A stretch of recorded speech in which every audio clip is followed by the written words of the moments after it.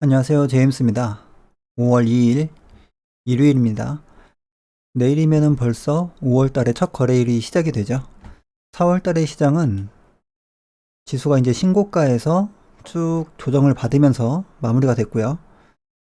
자세하게 보면은 제가 이격을 표시해 놓은 이 파란색 선, 이 라인들 중에서 가장 위에 있는 이 라인, 약 975포인트 정도, 그 정도를 찍고서 약간 꼬리를 달면서 마무리가 되었습니다.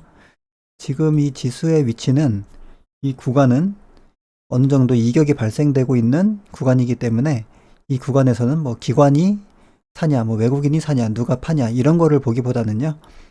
어느 정도 얼만큼 하락하고 나서 기술적인 되돌림 반등이 나올 수 있을까 이런 부분을 보는 게 나을 거라고 생각을 하고요.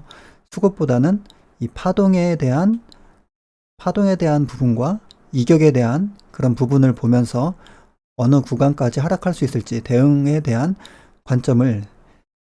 방법을 생각하는 게 좋을 거라고 생각을 합니다. 제가 보는 관점을 한번 이야기를 드려볼게요. 지금은 일단은 이 지수의 위치는 정고점이 이 부분이었죠. 그래서 정고점을 한번 돌파를 하고 나서 신고가에서 내려오는 첫 번째 조정이라고 보이고요.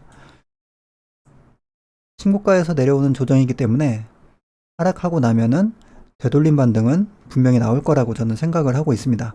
그러면 어디까지 하락을 할 것인가? 이 부분이 중요하겠죠. 그럼 제가 생각하는 구간은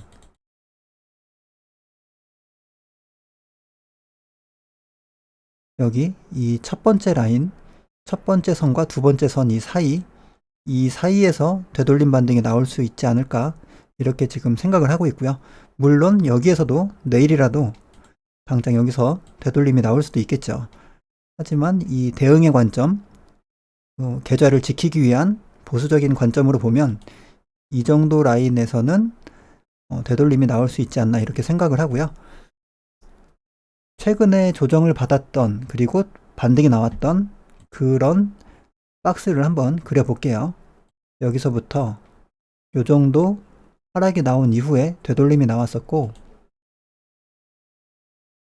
그리고 그 다음번 조정에서도 대략 비슷하게 요 정도 조정이 나온 이후에 더 이상 하락하지 않는 횡보 흐름이 나오다가 되돌림이 시원하게 나오진 않았죠. 횡보의 흐름이 나오다가 살짝 한번 저점을 이탈을 하고요. 그 다음에 쭉 상승하는 상승장이 나왔습니다. 그러면 이 박스를 한번 복사를 해서 현재 위치에다 한번 갖다 대볼게요. 신고가 위치에 고점 부근에 갖다 대보면 이번 파동의 그 저점은 이렇게 박스의 크기로 비교를 해보면은 이 구간까지도 볼 수 있거든요. 그러면은 여기에서부터 이 구간 대략 975부터 943, 945 이 정도 될 수 있겠죠. 이 정도 구간 안에서는 어느 정도 되돌림이 나올 수 있지 않을까 이런 관점으로 지금 보고 있습니다. 이렇게 한번 표시를 해 보도록 하겠습니다. 지나고 나서 이 구간에서 어떻게 되는지 한번 보도록 하겠습니다. 그러면 여기까지 만약에 내려올 수도 있고 내려오지 않을 수도 있겠지만 여기까지 내려왔을 때도 대응에 대한 그 방법을 가지고 있어야겠죠.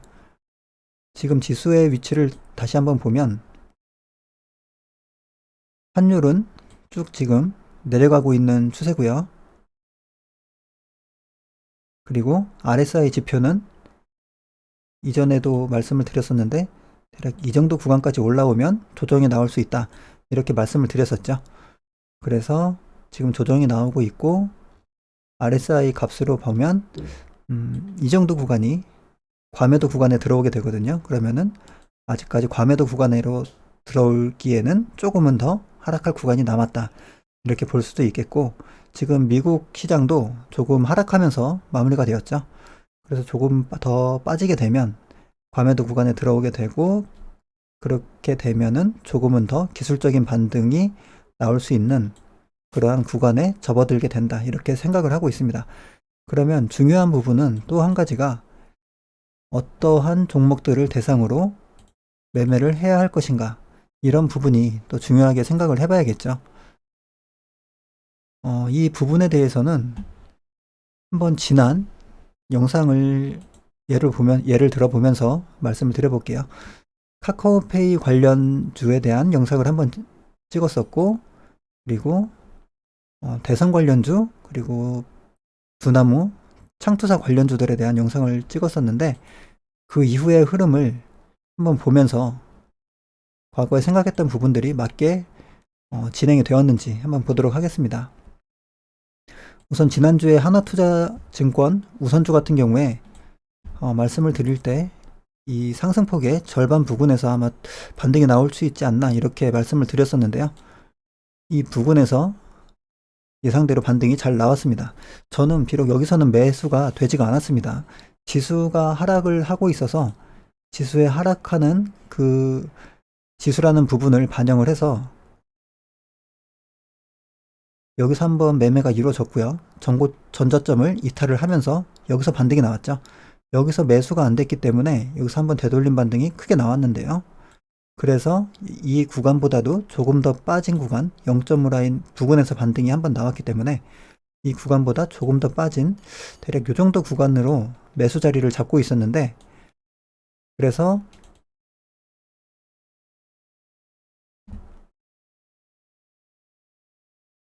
요날 이제 종가를 딱 보고 지수가 안 좋았죠. 그래서 종가 저가로 끝나는 모습을 보고 이제 내일 아침에 살짝 밀리면은 매수를 하면 되겠다 이렇게 딱 계획을 잡고 있었는데, 이날 장 마감하고 시간외에서 이미 8%가 상승을 했습니다. 그래서 매수를 할 수가 없었고요.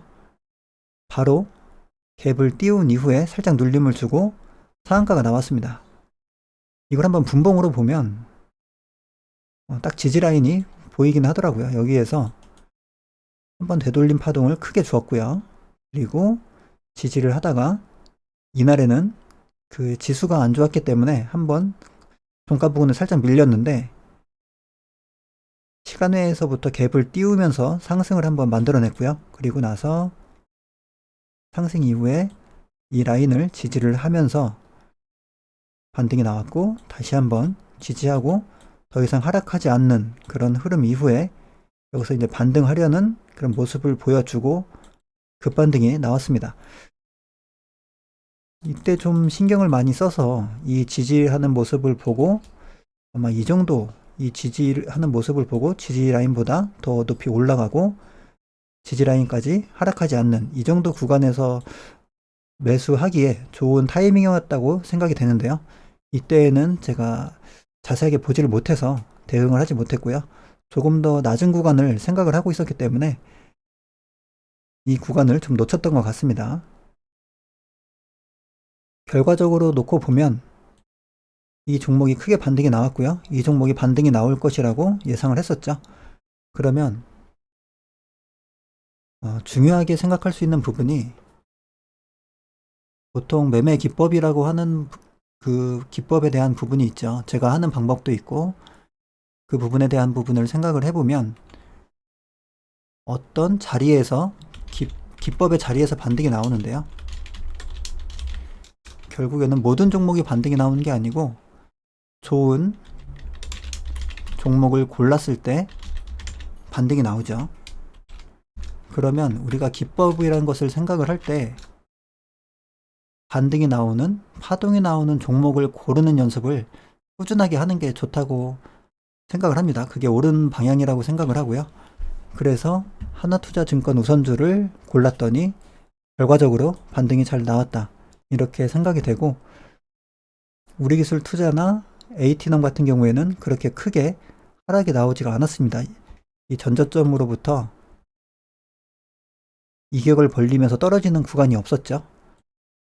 우리기술 투자도 그렇고요.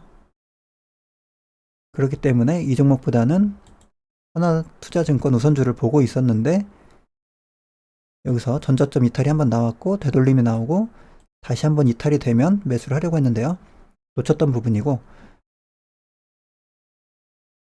아쉬운 대로 이 구간에서 한번 매수가 된 거로 만족을 해야 될 것 같습니다. 그리고 윤석열 관련주 중에서는 가장 반등이 좋았던 종목이 지난주에 덕성 우선주였죠. 이 부분도 보면요, 마찬가지로 이 파동을 보면 여기서 상승이 한번 나오고 횡보 이후에 다시 상승이 나왔는데요. 그러면은 횡보했던 구간을 저점으로 잡고 이렇게 한번 그려보면 대략 0.5 라인보다 약간 위에서 되돌림이 나온 것을 알 수가 있습니다.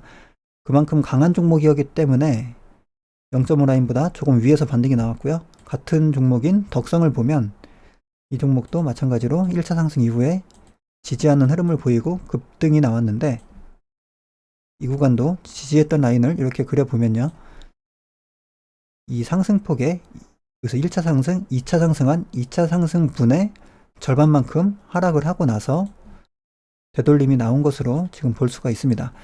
그래서 최근에 반등이 좋았던 종목은 덕성과 덕성 우선주가 좋았고요. 엔리 능률 같은 경우에는 이 종목도 마찬가지로 하락이 나왔으면 되돌림이 나왔을 거라고 생각을 하고 있었는데요. 전저점 이탈을 하지 않았습니다. 이 종목은. 그렇게 해서 강하게 보고 있던 종목이 엔리 능률하고 덕성, 덕성 우선주 이렇게 보고 있었는데, 이 종목들은 놓쳤던 게 있고요. 그리고 그래서 이 윤석열 관련주, 두나무 관련주 중에서는 역시 상승할 때 그리고 눌림을 줬을 때 강한 파동을 보여줬던 하나투자증권 우선주와 덕성 우선주가 가장 움직임이 좋았다. 결국에는 그런 종목을 고르는 연습을 계속 해야 되는 거겠죠. 저도 그런 연습을 계속 하고 있는 과정이고요. 그리고 카카오페이 관련해서도 지난주에 영상을 올렸었는데, 그래서 몇 종목 매수를 해봤습니다. 드림시큐리티하고 한국전자인증을 매수를 했는데요. 결과적으로는 라운시큐어가 대장주 역할을 했었고요. 이렇게 놓고 보면요, 드림시큐리티를 선정을 한 이유는 이 지지하고 지지저항, 저항을 계속 받았던 라인을 강한 거래량을 동반을 해서 돌파를 했었고, 카카오페이 관련 뉴스가 지난 4월 약 23일경인가요? 16일쯤인가요? 이때쯤에 아마 그 뉴스가 나오고, 16일인가요? 이때쯤에 나오고, 그러고 나서 지켜보다가 제가 이 정도에서 매수를 들어갔습니다. 그래서 드림시큐리티 같은 경우에는 수익을 보고 매도를 했고요. 한국전자인증을 저는 선택을 했었는데, 차트의 모습으로 이 구간을 계속해서 도전하는 모습으로 생각을 하고, 여기를 넘어가면 이슈가 될 때 한번 여기를 확 넘어갈 수도 있을 것 같다, 이렇게 예상을 하고 매수를 했는데 생각보다 많이 힘이 없었습니다. 앞에 있던 이런 거래량들을 매집의 일종으로 생각을 했었는데 그 부분이 아니었고요. 결과론적으로는 이 종목이 반등이 크지 않았고, 라운시큐어가 대장주 역할을 하면서 큰 반등이 나왔습니다. 이게 16%까지 반등이 나왔고요. 그럼 결과적으로 놓고 봤을 때 복기를 해보면 반등이 가장 좋았던 종목은 백신 여권에 한 가지 재료를 더 가지고 있는 이 라운시큐어, 그리고 재료도 있고 이 정고점 부근에서 강하게 거래대금을 터쳤던 이 4천억 이상 거래대금이 나왔던 이 라운시큐어가 좋은 흐름을 보여줬고요. 그리고 또 하나는 카카오뱅크와 카카오페이 두 가지의 재료가 있는 이 드림시큐리티가 좋은 모습을 보여줬습니다. 이 종목도 마찬가지로 이 정고점을 돌파할 때 4천억 이상 큰 거래대금이 나왔습니다. 그래서 두 가지 재료가 있었고 상승할 때 거래대금이 그만큼 많았던 종목이 결과적으로 움직임도 좋았고요. 차트적인 관점으로 접근했던 이 한국전자인증은 약익절 수준에서 정리가 되었습니다. 그래서 드림시큐리티, 전자인증 이렇게 두 종목을 매매를 했었고요. 라운시큐어를 매매를 하지 않은 부분은 다음번 매매에서 이 거래대금과 두 가지 재료, 이것을 이용해서 다음번에는 다시 한번 매매를 해봐야 될 것 같습니다. 그리고 백신 여권이라던가 카카오뱅크, 그리고 카카오페이 이런 종목들은 아직까지는 상장 전이기 때문에 재료가 완전히 죽진 않았죠.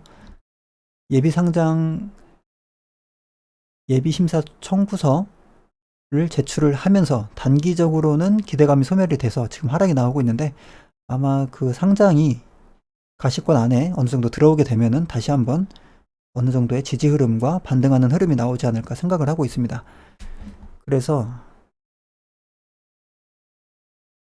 카카오페이 관련주에 대한 생각은 두 가지 재료가 있는 종목, 결과적으로 두 가지 재료가 있는 드림 시큐리티와 라운 시큐어가 좋은 움직임을 보여줬었고요. 비트코인 관련주 중에서는 두나무 관련주, 그 중에서는 하나투자증권 우선주가 가장 좋은 움직임을 보여줬었고, 그리고 윤석열 관련 대선 테마 관련주 중에서는 엔니 능률은 하락을 하지 않았고요. 대장주였는데 그 다음으로 뽑았던 덕성 우선주가 좋은 흐름을 보여주었습니다. 그렇게 볼 수 있을 것 같고요. 앞으로 남아있는 재료들이 또 있죠. 재료에 대한 부분을 많이 생각을 하고 있는데요. 일정 재료 뉴스를 보면 6월 달에 부각이 될 것 같은데요. 더블다운 이름이 뭐였죠? 더블다운 인터액티브, 그 W게임즈의 자회사인데요. 이게 뉴스를 보면은 6월 1174억 원 규모의 신주를 발행을 한다고 합니다. 이를 기반으로 해외 기관 투자자에게 예탁 증서를 발행을 해서 자금 조달을 할 계획으로 보이고요. 그 이후에 상장에 대한 부분이 이어질 수 있을 것 같습니다. 그리고 이 더블다운에 또 관계된 회사가 스틱 인베스트먼트가 수천억 원대의 투자금을 회수할 것으로 전망이 되고 있고요. 투자한 회사는 스틱 스페셜 시츄에이션 다이아몬드, 스틱 인베스트먼트의 자회사인가 뭐 관계사로 되어 있는 것 같은데요. 결과적으로 더블다운을 인수할 당시에 3천억 원을 투자를 했고 지난해 5월에 전환사채를 신주로 전환을 했다고 합니다. 그러면은 결국엔 이 더블다운의 상장을 보고 있는 거죠. 그래서 결과적으로도 또 스틱이 여기에 연관이 되어 있고요. 날짜는 약 6월 정도 되면 어느 정도 부각을 받을 수 있는 재료지 않나 생각을 하고 있고, 그리고 그랩의 재료가 또 있는데요. 그랩의 이 뉴스를 보면은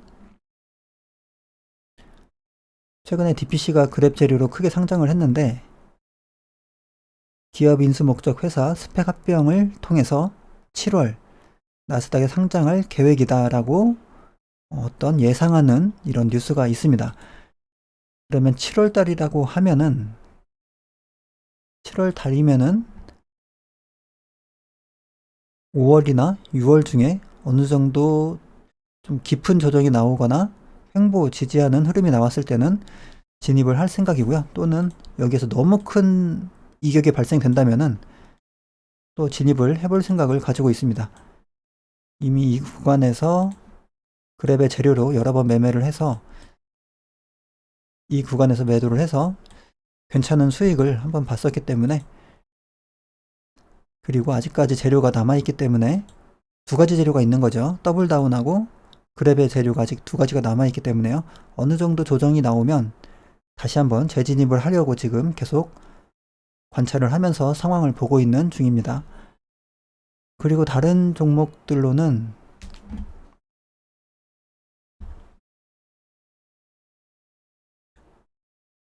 이 백신 접종만 있으면은 오케이, 이런 뉴스가 있죠. 영국 교통장관은 6월 7개국 G7 회담에서 코로나19 백신 여권에 관해서 논의를 할 생각이라고 합니다. 6월 달에. 그러면은 백신 여권 관련 주인 이 라운시큐어가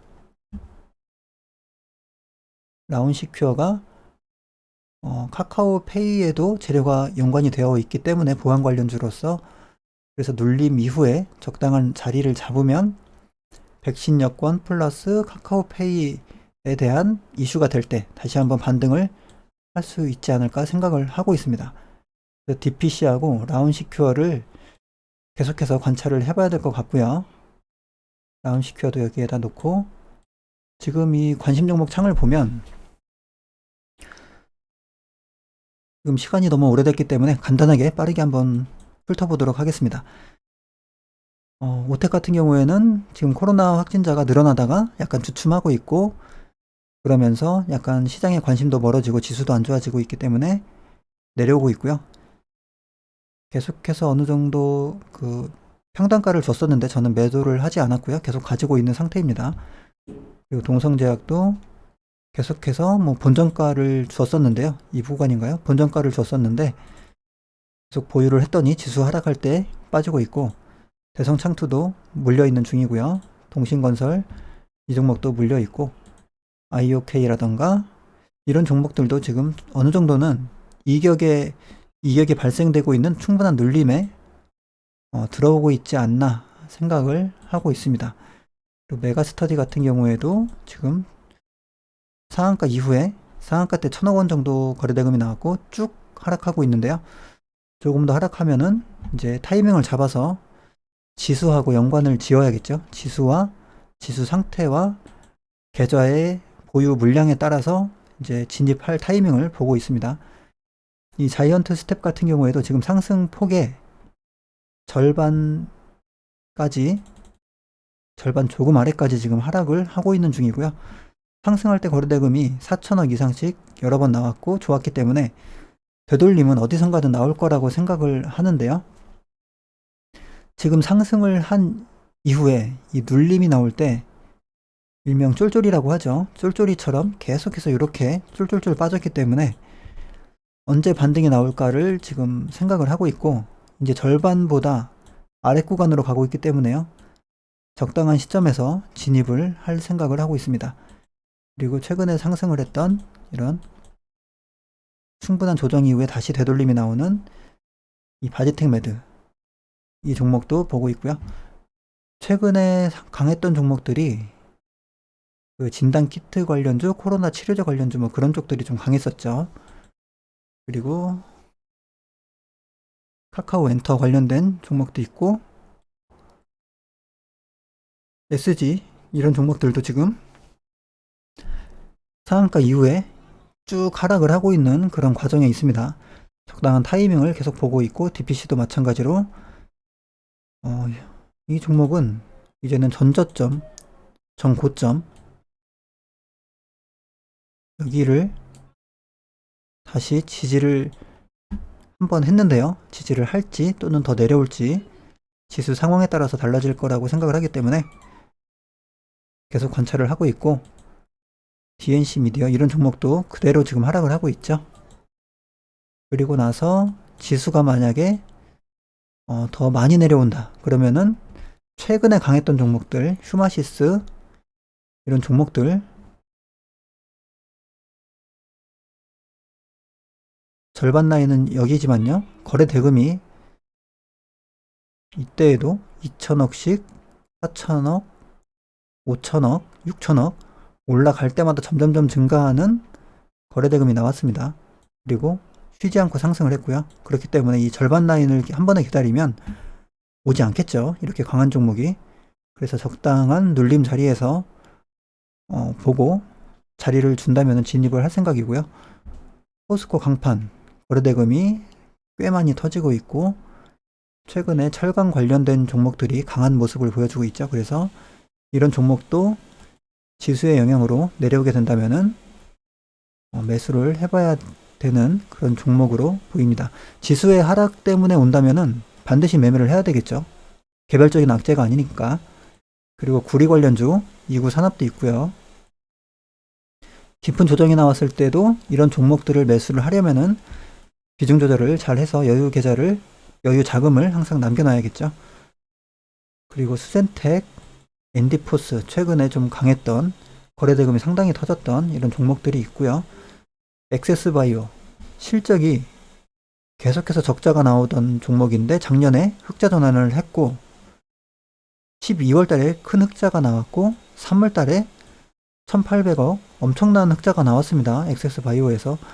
그래서 이렇게 주가가 크게 상승을 하고 있기 때문에 실적이 기반이 되는 종목이기 때문에 이 종목은 또 봐줘야 될 것 같고요. 엑세스바이오, 라운시큐어는 조금 전에 봤던 종목이고, 그 이외에도 지금 눌림을 주고 있는 종목들은 굉장히 많습니다.